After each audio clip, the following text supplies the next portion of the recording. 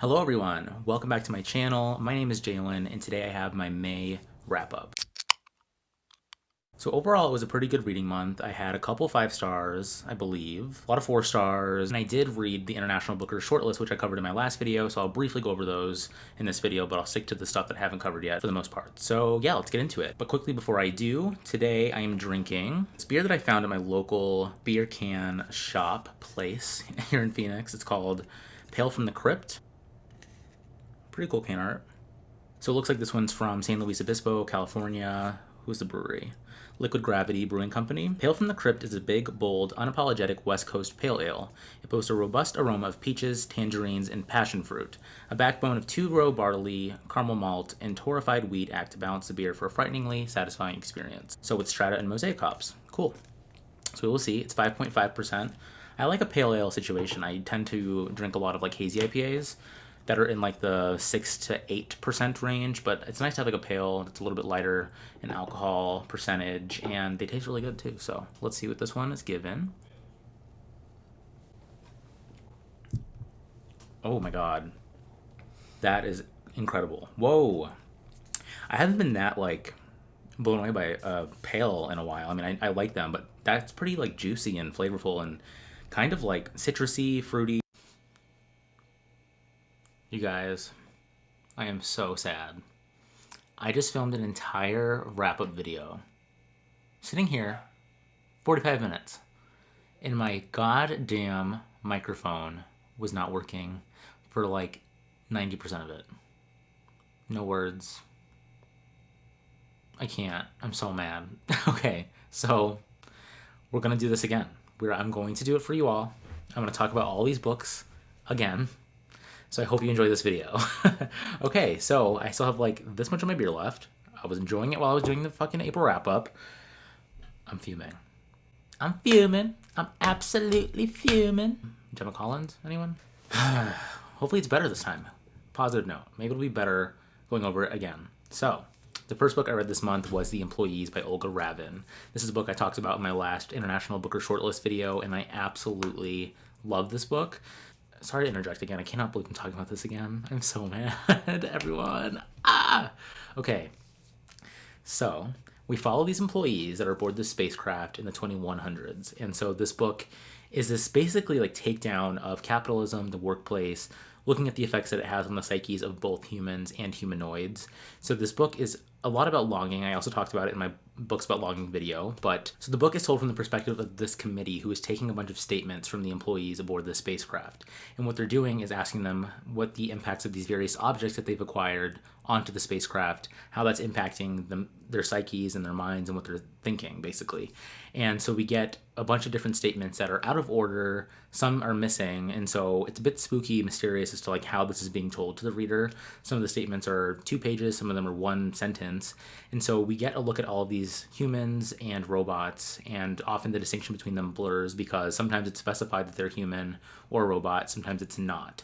And so we get a look at the differences between those two, if there is any, and we see kind of what it means to be human, especially in a late capitalist society, and how that, taken to the fullest extreme of having no separation from personal life and working, what that looks like, becoming basically a commodity, and what that looks like for people aboard this spacecraft. And I love this book so much because, one, the writing is so gorgeous in terms of the statements and the ways that the robots and humans kind of explore their feelings of longing for more, or kind of criticize the committee or question the committee. It's just really interestingly written, but also I really like the way that the narrative progresses. I really like that it's not just statements. I'm not going to spoil anything, but there's a plot here, there's an ending here, and I think it's such a good payoff. It's so smart.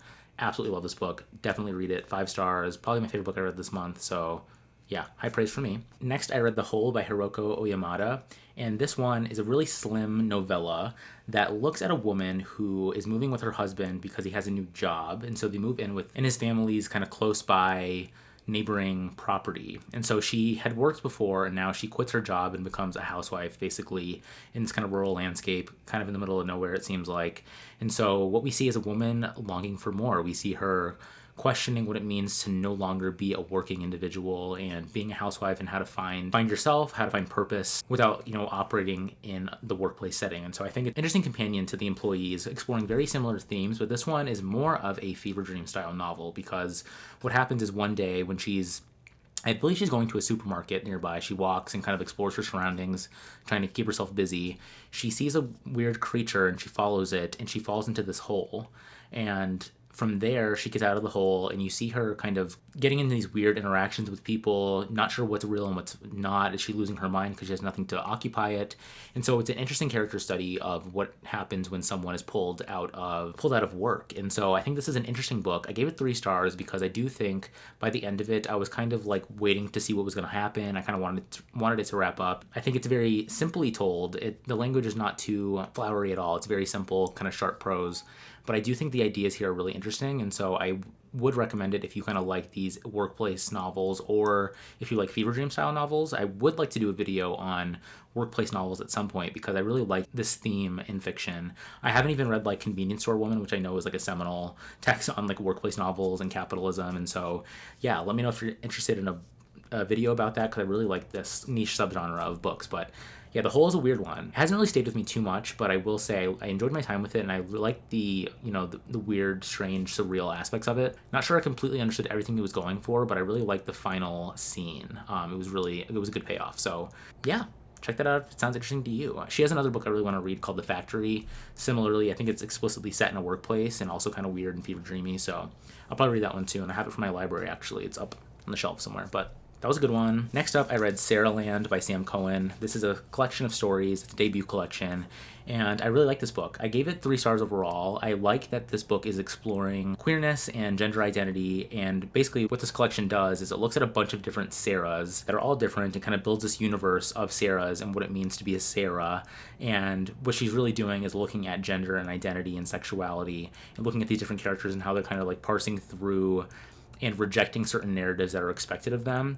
And so this book goes into very bizarre territory at times, some like realistic fiction, and also there's like a biblical retelling here. In one story, there's a Sarah that is a part of a brothel, and she basically plays dead for a necrophiliac, and how that all like impacts her. It was a dark story, but it was really good. I really like that one. We see another Sarah who is like a Buffy mega fan, and how she uses fan fiction to deal with this kind of romantic obsession that she has with another person. And so yeah, this is a really weird, dark, queer, funny, Jewish collection that I really liked. I will say that some of the stories are stronger than others. I feel like some of them kind of not blended together per se, but tonally they were very consistent, and so some of them didn't stay with me as much. Like I can't really identify every single story that I read in here off the top of my head, or like some of them I kind of forgot when I was looking through the table of contents. But I will say overall I really enjoyed my time with it. I thought it was really good. Very promising debut. So if you like kind of weird, queer, quirky, dark stories, I would recommend this one. It's very good. Next up, I read Second Place by Rachel Cusk. This is, Rachel Cusk is big brain energy in a person. If you watch my recent wrap-ups, I recently read Outline by Rachel Cusk. That was my first one by her, and I loved it. It's a very plotless look at a character who is having conversations with people over 10 chapters, and what that book does so well, and this one too, is it looks at these various insights that Cusk is able to parse through and distill like the very mundane aspects of our lives, and look at how they often feel so important to us, and kind of puts that into word on the page, which I think is so mesmerizing. Like the writing here, I would be underlining things and just sitting for a little bit and reflecting on it and being like, how is she able to read my mind? You know what I mean? So I will say at the same time, while Outline did not have much of a plot at all, this one does have a plot. And so I think if you are a more plot, character-focused reader, I would recommend this one over Outline. And it also has like very similar use of like insight, critical analysis of like life, and putting that all within this strange narrative. So in this book, we follow this woman who becomes obsessed with this artist and his art, and she invites him to live with her partner at their second place at their property that's basically like in the woods, I believe, or like in a rural area as well, kind of secluded. What happens from there is you see the narrator grapple with this sense of like female longing and wanting to find herself through art and identity and through others around her. And so she ends up becoming obsessed with this artist who, when he arrives, one, he's very strange, he's a weird dude, but also he brings another woman with him. And the narrator is not happy about that, and you kind of learn more about why that is, and you see her longing to be the affections of him in terms of his art. She wants to be the focus of his art, wants him to kind of interact with her, even though traditionally when she invites people to the second place, she doesn't really ask them of anything. She just lets them do their art there. And so she has some plans for this man. She wants something out of him. And so you learn more about that and how, and the potential fallout that occurs from this interesting dynamic. So I think this book is mysterious. It's a bit suspenseful because you don't know where it's really going. And the narrator, she's looking on the past and speaking about this story that happened to her, speaking to this man named Jeffers, which is never really confirmed who Jeffers is. So it's a weird way of telling the story, but I think it was effective in terms of having the narrator have some kind of like reflection on what happened to her. So yeah, big brain energy about art, identity, longing, weird interpersonal tension-ness. Yeah, it's really good. If that sounds good to you, if you like Rachel Cusk, must read. I would say I'd recommend starting here if you're going to read Rachel Cusk. Outline is a little bit more dense, I would say, in a way. I mean, this book took me longer to read than Outline, I believe. I had to take my time with it, but I think with most Cusk books you kind of have to because there's a lot to parse through. But overall, very good. Cusk is brilliant. I love her. I'm glad I finally picked her up this year. I think she's amazing. So this is a good one. So next up, I have the only other 5-star read I read this year, and that is Acts of Desperation by Megan Nolan.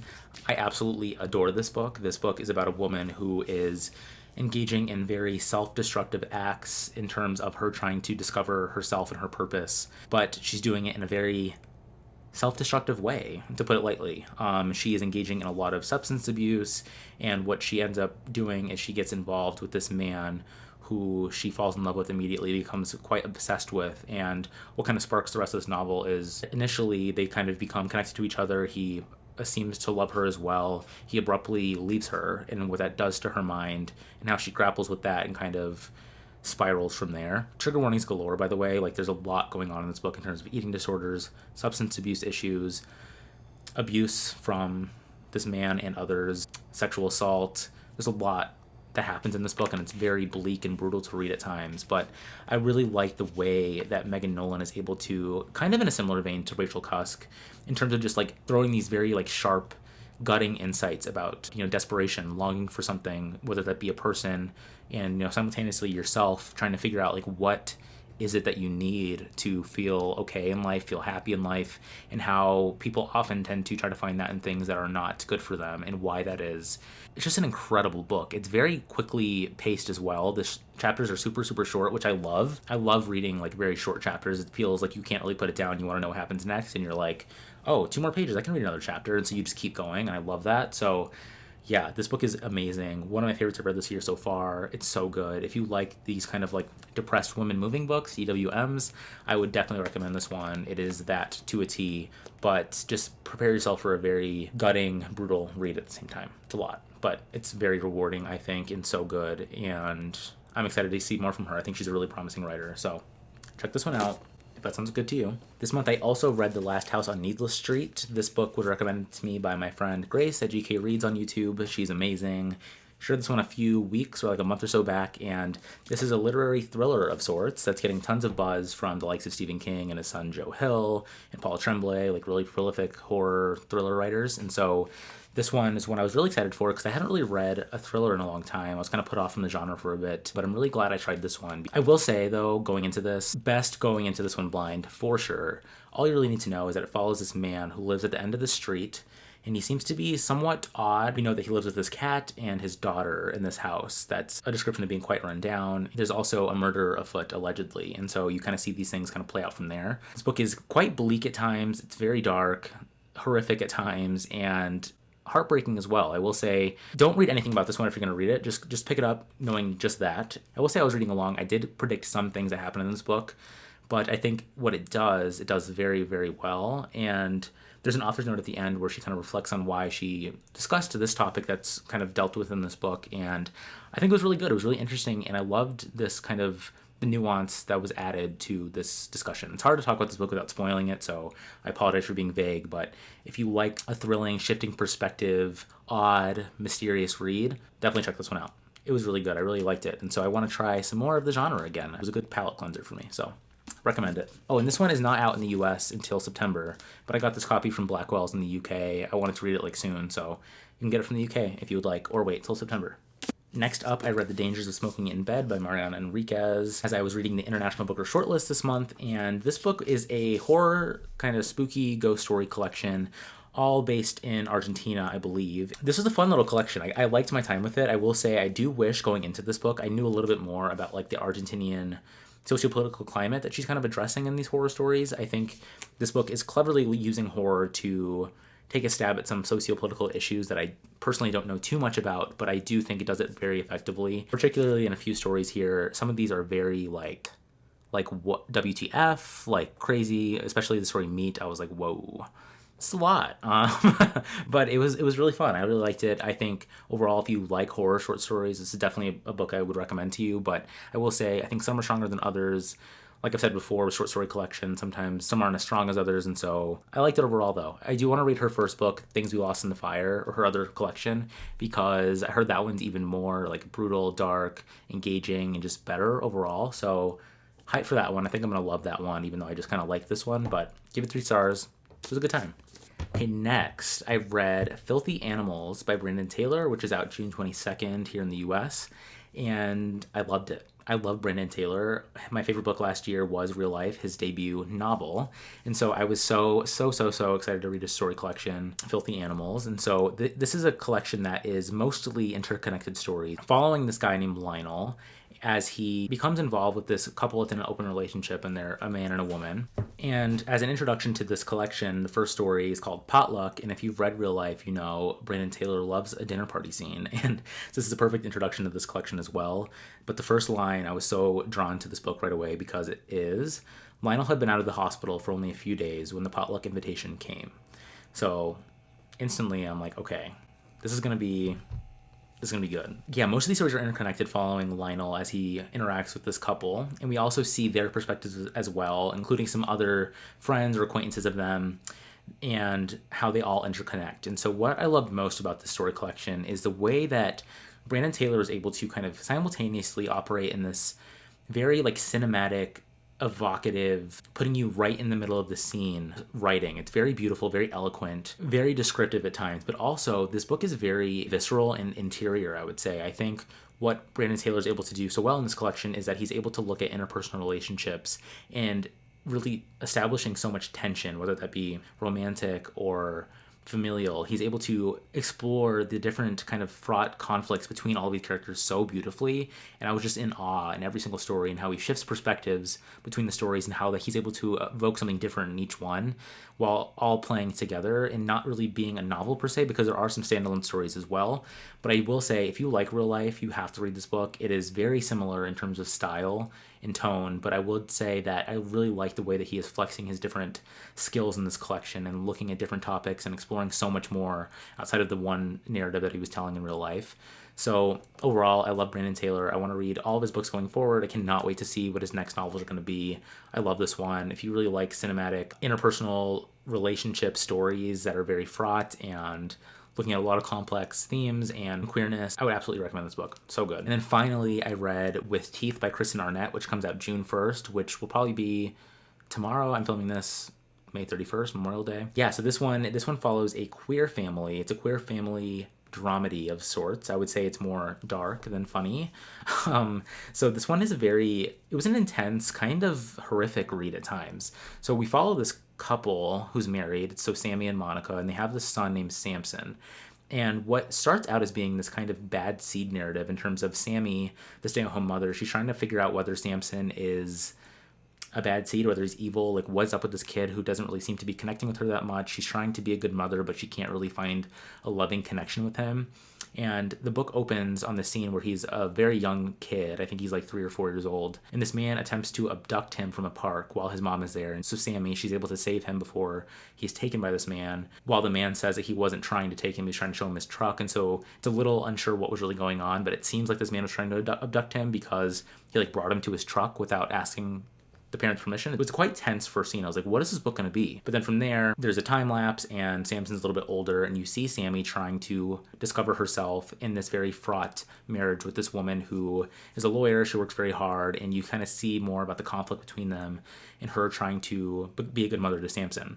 So I'll just leave it there. Things get kind of progressively more intense in terms of Sammy trying to grapple with these two relationships and how that kind of spirals. And I will say there were many scenes in this book that were so intense, so unsettling at times. There's one scene, I won't go into it, but it's near the end of the book and there's a cockroach involved. And I've said this before in a video, but cockroaches are my worst fear. So reading that entire scene, I was like, please let this end. Please let this end. Like, so tense. It was just a lot. But yeah, and I think the ending is very interesting and was not what I was really expecting from the narrative. I don't know. It's hard to talk about this book without spoiling it. But I will say I really like this book in terms of it exploring queer family dynamics and relationships and the way that Kristen Arnett is able to look at the ways that certain expectations of queer relationships are kind of upended when someone has a child, and how queer family dynamics are looked at by other people and how that impacts the couple themselves in terms of trying to navigate these spaces while just trying to be themselves, basically. And so while Sammy, the main character, she is very frustrating at times and quite unlikable, I will say it's a really good exploration of queer parenthood and trying to, learn more about your kid and how children feel, with queer parents and kind of like the different things that happen in those dynamics. And so overall, I did really like it. I will say that at times I thought this book felt like it was a little slow plot-wise. I will say this is more so of a character study, but some of the descriptions or events kind of felt quite prolonged in terms of just like Sammy moving around the house, sitting somewhere, having a beer, thinking about things, then moving somewhere else, looking at something, explaining her environment. Like, I liked that it was kind of evocative and putting you in Sammy's kind of mindset, but at the same time, it felt quite slow at times. Like, I've read books where there's no plot, like outline, it didn't feel as like slow, I would say. So it kind of blends this plot and character-driven story, and at times I felt like it could have been, I just think it could have used a little bit of a tighter edit. I think it could have been like maybe 30 to 50 pages shorter, and I would have still got like the same impact from the story. But aside from that, I will say I really liked my time with this. It was surprising, unsettling, weird, loved reading about queer family dynamics. It was good. So that was the last book I read this month, and yeah, I think overall it was a very well-rounded reading month. I really enjoyed my time with these books. I didn't have any bad books in this collection, which is really nice. But yeah, and then I also, I attempted the Booker shortlist. Oh, last book I'll talk about is In Memory of Memory. I ended up seeing nothing this one. I explained this in my last video, but I got 40 pages in, just was not really vibing with the narrative here. It basically looks at this woman whose aunt has died, and she kind of goes through her family record that she finds in her aunt's belongings, and her trying to learn more about her family through this. And what felt kind of more like a memoir, it didn't really have like a quite strong narrative pull for me. It feels quite essayistic and more like a memoir, which I wasn't really in the mood for at the time. And it's a quite long, dense read looking at memory and what it means to, examine a family history. A lot going on in this book, but I just was not in the mood for it. It wasn't pulling me. Like, whenever I picked it up, I didn't really want to pick it up, and so I think that's a good sign that you shouldn't be reading the book. But yeah, maybe in the future I'll try this one again, but for now I'm going to set this one aside. Love the cover though, but wasn't for me. And then finally, from the Booker shortlist that I'm still finishing, I just have like half of it left, so I'll probably finish it today or tomorrow. It is When We Cease to Understand the World. This one is a really interesting look at history, and so this one is like, so it's fiction, but it feels often just quite purely historical.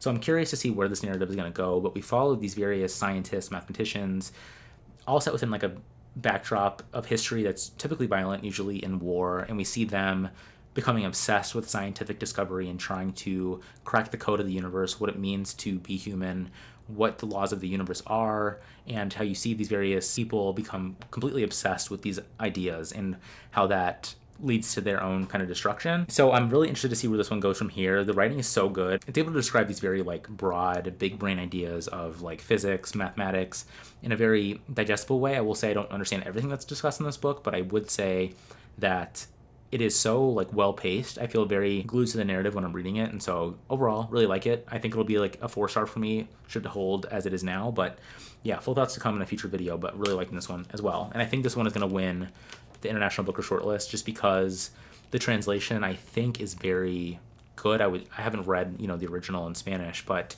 it just is so digestible while covering so many things in terms of like historical record and scientific ideas and blending the two in this really like pacey, well-crafted narrative. And I'll talk about that more in my last video, but I do think this is going to win, so we'll see if I'm right. So overall, good reading month. Again, I am so annoyed that I had to talk about all these books again, like holy shit. But and I swear if this did not record, ooh, I might be quitting BookTube. I might. Just kidding. But anyways, yeah. If you've read any of these books, let me know what you thought. I'd love to know your thoughts on these and discuss them below in the comments. Yeah, until next time, I have a very warm beer that I'm not going to drink. Cheers.